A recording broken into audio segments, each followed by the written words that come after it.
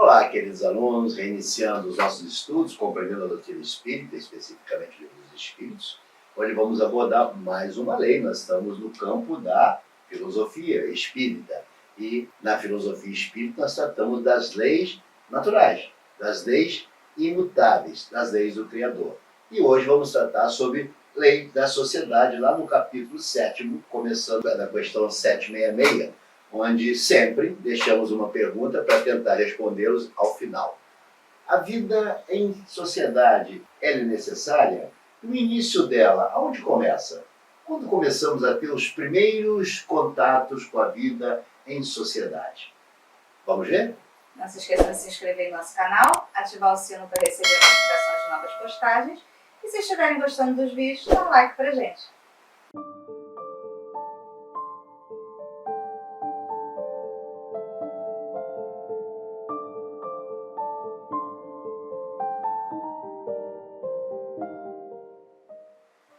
Então ao homem foi-lhe dado a palavra, a formação de ideias e todo um aparato necessário para a vida em sociedade, razão mais do que suficiente para justificar sua participação. Então, note que o uso da palavra, o uso dessa ferramenta ou a materialização das ideias justificam-se para que o homem possa estabelecer a comunicação, para que ele possa se socializar, para que possa haver a troca, para que possa haver o diálogo, para que possa haver a expressão das ideias dentro de uma sociedade.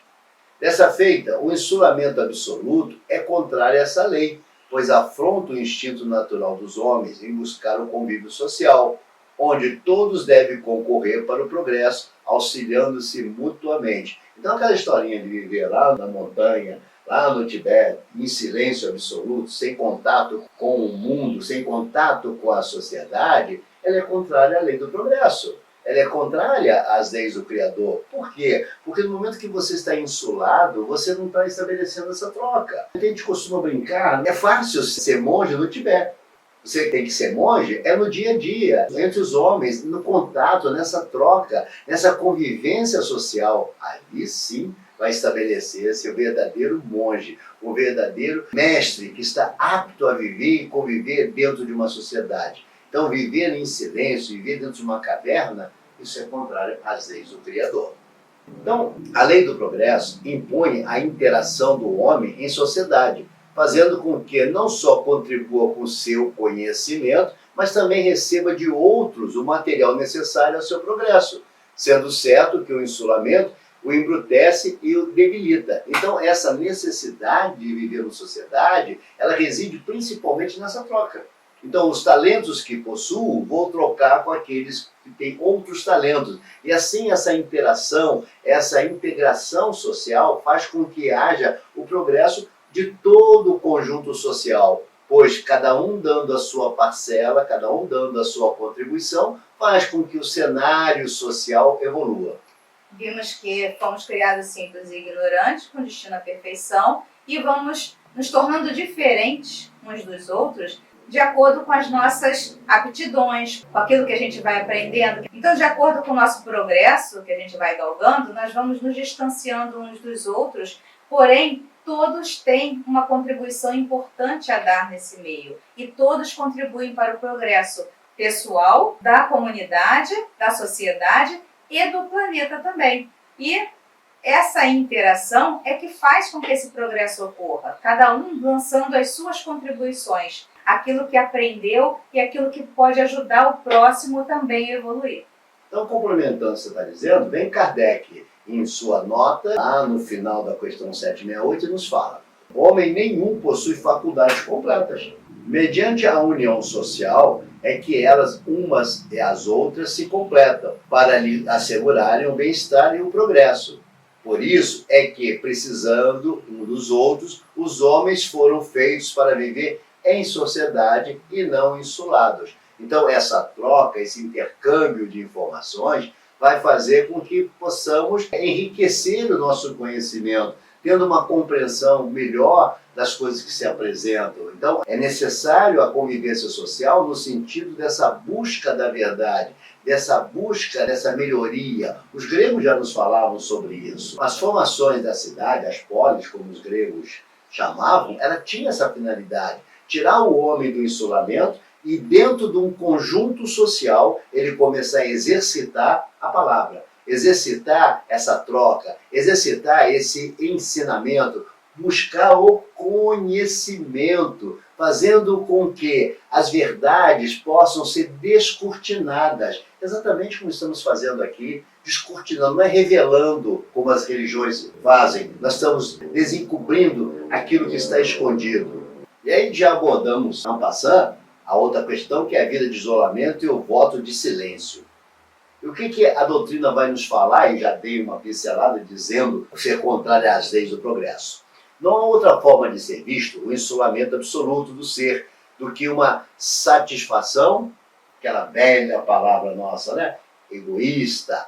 Assim, quando o homem nega-se a participar da vida em sociedade, está a demonstrar todo o seu egoísmo e não compartilhar e trocar suas experiências com o mundo, ainda que tenha como base fugir do pernicioso contato mudando. Então, quando eu me nego a colocar os meus acervos adquiridos ao longo do tempo a serviço do outro, em resumo, eu sou um ser egoísta. Eu estou amealhando os meus tesouros, guardando para que a traça destrua. Aqueles que já atingiram algum grau de escolaridade, visitem seus diplomas, visitem, e verão que eles estão desbotados, amarelados, quando não destruídos pela traça. É isso que acontece com o nosso conhecimento, quando ele não é legado ao outro, quando ele não é colocado a serviço do outro. Então, longe daquela ideia de dizer, eu não tenho nada para ofertar. Como assim? Claro que você tem algo a ofertar. As suas experiências, as suas vivências são algo importante que precisam ser mostradas aos mais jovens, precisa ser apresentado aos mais jovens. Não que eles não vão errar, não é isso, não é esse o propósito, mas dizer para eles que o caminho percorrido que talvez eles possam escolher foi um mau caminho que transcorremos e que nos levou algumas vezes ao cadafalso, e nós precisamos compreender que a caminhada é de cada um, mas a lição é nossa, que estamos mais adiantados, que já passamos por aqueles obstáculos. Não quer dizer que o jovem não vai errar. Mas sempre fomos jovens e erramos. Como é que é a juventude perdida? Quem não ouviu essa expressão? E que juventude perdida é essa? Está aí a juventude crescendo, modificando, nos tornando seres mais velhos. Eu era um jovem no passado, revoltados, brigando contra uma sociedade que era contrária aos cabelos longos, e eu usava o cabelo longo e era o quê? Uma juventude transviada. Não, eu não me transviei, muito pelo contrário, eu vivi na minha época, eu vivi no meu tempo. É claro que os mais velhos me advertiram de caminhos que eu pudesse estar tomando, que eu deveria fazer novas escolhas. Sim, é muito importante, mas o caminho é só seu. O desejo, o caminhar é individual. Claro que essas experiências precisam ser ouvidas e nós precisamos passar esses ensinamentos. Todo o legado, todo o acúmulo dessas informações passar ao outro, para que efetivamente nós possamos auxiliar. Então, não guardemos os nossos conhecimentos para que a traça não destrua as nossas diplomações. Da mesma forma, quando nós falamos em ciência, os avanços conseguidos até hoje só foram assim graças às descobertas que vieram antes. Então, esse conhecimento, se tivesse que sempre partir do zero, a gente não teria avançado tanto. Então, essas trocas, essas experiências, essa sociedade científica fez com que nós tivéssemos avançado tanto. Da mesma forma, essa troca de experiências, esses erros que você comentou ainda há pouco, tem uma frase que eu gosto muito, não sei qual é o autor, mas diz que homens inteligentes aprendem com os próprios erros e homens sábios aprendem com os erros dos outros.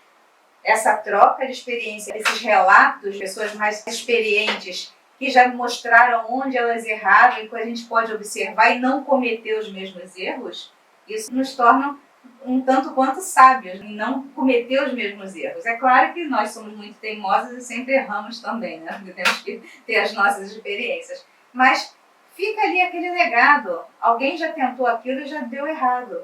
Por que a gente tem que fazer de novo? E você vai me lembrar, quando você cita que é um acúmulo desses conhecimentos que vamos levando ao progresso, se não me engano é Newton. Eu só cheguei ou não cheguei porque eu estava sob ombros de gigantes. Sim. Então, é mais ou menos assim. A ciência ela vai acumulando os estudos, o conhecimento vai sendo um acúmulo de informações, de descobertas que o outro fez. Então, quando nós chegamos a um conhecimento na atualidade, é porque estamos sob ombros de gigantes, homens que descortinaram essa verdade. E que insulados não conseguiriam chegar a lugar nenhum. Justamente por existir essas sociedades científicas é que esses avanços foram acontecendo. Então, dando continuidade, nós estamos na questão 770A, ele nos fala, dessa feita, mesmo que seja evitando o mal, com o motivo de insular-se, afronta a lei do amor e da caridade. Então essa ideia, não, eu vou me insular, eu não vou me misturar, porque eu não vou praticar o mal. Muito ao contrário.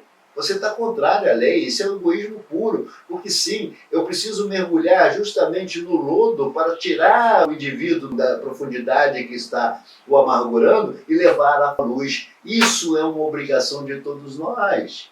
Então que ideia é esta de não, eu não vou me misturar? Não, é nos lugares mais tenebrosos, é os lugares onde a moral seja mais necessitada, é que aquele que tem luz precisa mergulhar. É aquele que tem clareza, precisa buscar, estender as mãos. Não esqueçamos que os nossos amigos espirituais fazem isso conosco quando estamos lá na erradicidade perdido, mergulhado em nossos pensamentos perdidos, num verdadeiro looping do pensamento. Eles estendem as suas mãos caridosas para nos auxiliar. O que eles estão nos dando? A demonstração clara, insofismável, que precisamos auxiliar, precisamos sair do isolamento para servir, porque sim, eles já galgaram uma posição luminosa, uma graduação razoável, não precisariam mergulhar nesse lodo, não precisariam mergulhar nas zonas sombrias das mentes atordoadas, mas ainda assim, eles despojados de todas as suas vaidades, mergulham nessa região, mergulham nesse ambiente, na busca de almas que queiram e desejam ser socorridas. Então, note, o mundo espiritual nos dá um exemplo claro para que a gente compreenda que não podemos viver isolado. Necessitamos estender as nossas mãos e dar a outro aquilo que possuímos. Porque esse é o dever de todos nós, servir. Lembre-se, não tem ninguém na face da terra que não tem nada para ofertar. Sempre temos algo a ofertar ao outro, assim como receber do outro, como mendigos que somos, do conhecimento que esse outro possa nos ofertar. Então, não querer viver em sociedade, seja porque eu tenho medo do que ela possa me causar, dos males que ela possa me causar, isso é egoísmo, e porque eu não quero ofertar o que eu tenho, isso é falta de caridade. Então, qualquer que seja o motivo que você está se utilizando para não querer viver em sociedade, você está afrontando outras leis naturais. Lá na questão 771, vai nos falar sobre isso.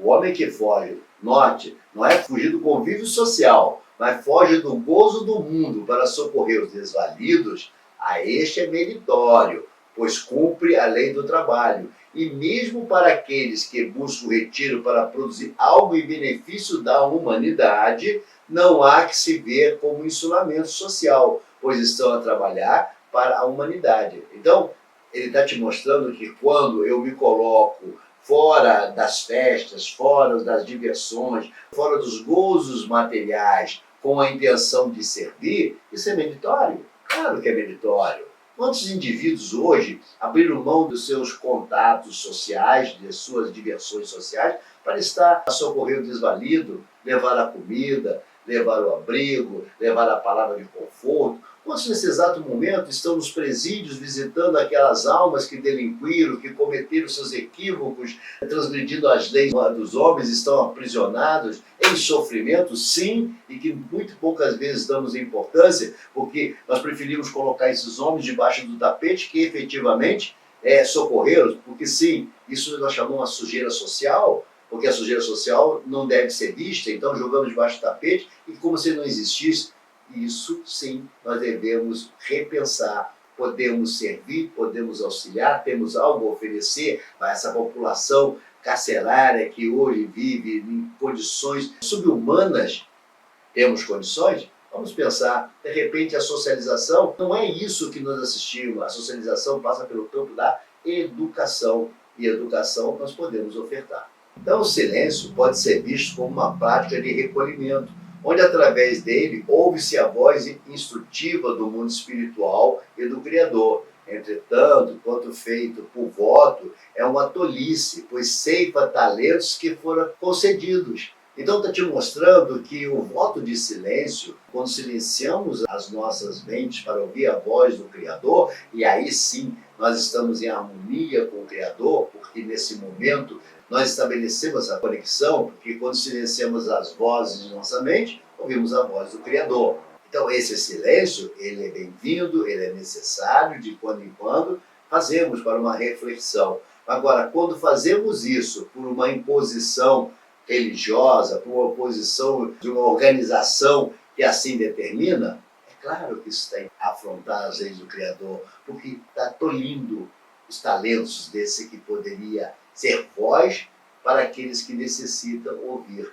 ser instrumento, ser luz, ser farol para aqueles que precisam encontrar o caminho. É muito interessante essa sua colocação, porque faz uma distinção entre esse voto de silêncio reflexivo, esse voto de silêncio para uma reflexão, e esse voto de silêncio absoluto, ou seja, uma prática, você escolher viver assim. Então, lá na nota de Kardec, ele fala: o voto de silêncio absoluto, do mesmo modo que o voto de isolamento, priva o homem das relações sociais que lhe podem facultar ocasiões de fazer o bem e de cumprir a lei do progresso. Então, olha que ele está te mostrando que o voto de silêncio absoluto, ele está ligado ao isolamento. Ou seja, eu escolho não falar mais, eu escolho não externar mais o meu pensamento, eu escolho não compartilhar as minhas experiências, seja através do insulamento ou seja através da minha fala, do voto de silêncio. E isso é contrário às leis do Criador. É diferente daquele momento, como você bem colocou, o momento em que nós optamos pelo silêncio para que a gente possa nos conectar, para que a gente possa nos equilibrar mentalmente, psiquicamente, fisicamente. Então, chegamos ao momento de tentar responder a nossa pergunta: onde nasce o primeiro contato social do homem? Onde nasce essa ideia, essa troca inicial? E Kardec vai nos falar, Kardec, quando eu falo, lembre-se que eu estou falando no mundo espiritual. Diferentemente dos homens, os animais vivem a vida material e não a vida moral. A ternura da mãe pelos filhos tem como princípio o instinto de conservação dos seres que ela deu à luz. Logo que esses seres podem cuidar de si mesmos, está ela com a sua tarefa concluída. Nada mais lhe exige a natureza. Por isso que os abandonam, a fim de se ocupar com os recém-vindos. Isso nós estamos falando dos animais. Então, os animais, cumprido a maternidade, amamentado, ganhando essa independência, eles o abandonam, os animais seguem a sua vida. Mas não é o que acontece com o homem, muito ao contrário. Há no homem alguma coisa a mais, além dessa que ocorre com o animal, que é instinto. Além das necessidades físicas, há a necessidade de progredir. Os laços sociais são necessários ao progresso, e os de família mais apertados tornam os primeiros. Eis porque o segundo constitui uma lei da natureza. Quis Deus que, por essa forma, os homens aprendessem a amar-se como irmãos, e seu afastamento dos laços familiares não só constituiria um atraso, mas estaria estampado o egoísmo. Então, a primeira forma, o primeiro contato que o homem tem com a socialização, com as leis, com as regras, é na família. Está aí a importância da família, está aí algo que tão a doutrina como outros segmentos mostram essa necessidade da defesa incondicional da família. Por quê? É nela que se tem os primeiros contatos, é nela que se vai aprender efetivamente o limite de cada um, que vai aprender a amar o outro, vai se socializar, vai ganhar o sentido fraterno, é dentro da família. Tirar o indivíduo do núcleo familiar é levá-lo ao sofrimento, a não compreender essas regras básicas. Hoje assistimos muitas das vezes a um desequilíbrio dentro da sociedade em função desse núcleo familiar estar sendo atacado, desse núcleo familiar tendo sido desestruturado por N razões, no sentido da filosofia te mostrar por que querem quebrar essa hegemonia, digamos assim, do núcleo familiar. E uma das razões disso é que o indivíduo, sem essa percepção, sem essa ligação, sem esse laço familiar, fica fácil de controlar. Por quê? Porque ele não compreende as leis, ele não compreende o afeto, ele não compreende a fraternidade. Esse laço apertadíssimo, que é o laço familiar, quando rompido, traz uma degeneração ao ser humano, traz um desequilíbrio ao ser humano. E a sociedade, ela vai se desajustar quando esses laços não estiverem perfeitamente unidos. Então, a família, ela se torna um núcleo importante na formação da própria sociedade. Se quebrarmos esse sentimento, se quebrarmos esse sentido, quebraremos uma sociedade. Permitiremos que forças externas adentrem dentro do ser e domine esse ser, o escravizando. Por isso a necessidade de compreendermos a importância da família. A família não é aquele agrupamento para nos vermos no final de ano e trocarmos presente. Muito ao contrário. É na família que aprendemos valores, é na família que aprendemos, temos consciência, é na família que conhecemos os limites. Aliás, a primeira regra que nós vamos conhecer a impor limite ao homem é na família. Esperamos que vocês tenham gostado. Tratamos dessa questão da lei da sociedade e que vocês entendam a importância que cada um de nós temos dentro do contexto social. Fechem os olhinhos e imaginemos uma grande orquestra. Vocês ouvirão de primeiro plano o piano, ouvirão o violino, ouvirão os tambores, mas lá no final da orquestra, tem alguém tocando um leve sininho. Plim! Ele é tão importante, ele é tão necessário quanto o piano de cauda que se apresenta à frente da orquestra. Lembre-se, você não precisa ser um piano de cauda, mas necessariamente você faz parte dessa orquestra, seja o sininho a dar o tom dessa orquestra. Fique em paz, esperamos nos ver no próximo encontro e que a paz do Mestre Jesus habite em nossos corações.